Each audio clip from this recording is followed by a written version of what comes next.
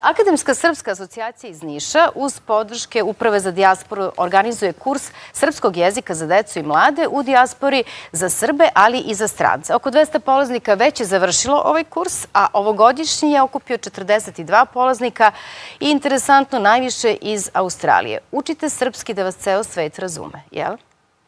Kreatori kursa učenja srpskog jezika putem Skype-a u organizaciji Akademske srpske asocijacije iz Niša tretiraju srpski kao strani, to jest nematernji jezik. Kada je reč o deci naših iseljenika, a ti potomci mogu predstavljati drugo ili treće koleno, ne možemo reći da je srpski jezik njima maternji jezik. Sa druge strane, ne možemo ga poistovetiti ni sa stranim jezikom, jer porivi koji ih motivišu za učenje srpskog jezika u uslovima kada su se u dalekom svetu ostvarili u egzistencijalnom, u porodičnom i svakom drugom profesionalnom svetu, dakle, jesu duboko rodoljubivi i jeste jedna potreba koja je utemeljena u zavičanoj intenciji nacionalnog identiteta u zemlji matici.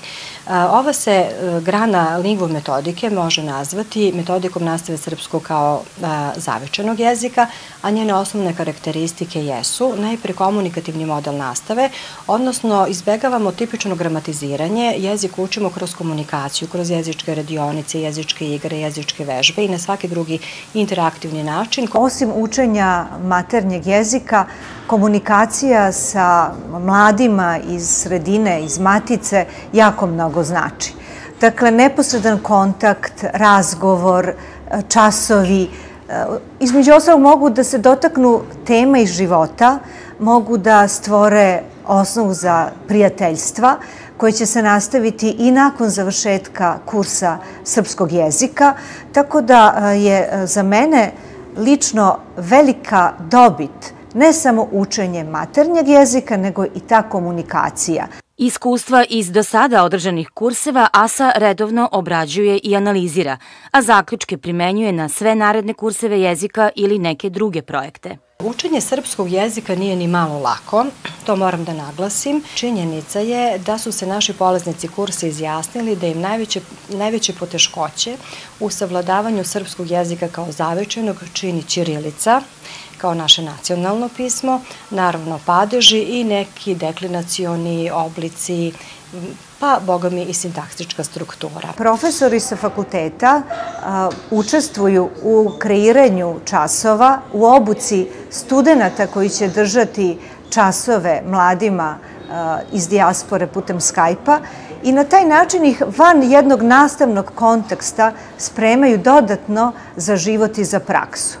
Naravno, to je prilika i da se van nastavnog konteksta studenti i profesori druže, upoznaju i razmenjuju znanje i veštine, a dodatno, čini mi se, vrednim je naravno iskustvo koje stiču na taj način naši studenti koji će kasnije preneti učionicu.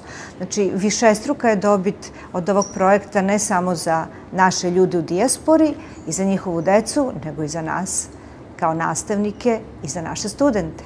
Akademska srpska asocijacija u svoje projekte rado uključuje udruženja iz dijaspore. Njihova saradnja pomaže lakšu adaptaciju na stranu kulturu i tradiciju. Održava i osnažuje vezu sa maticom.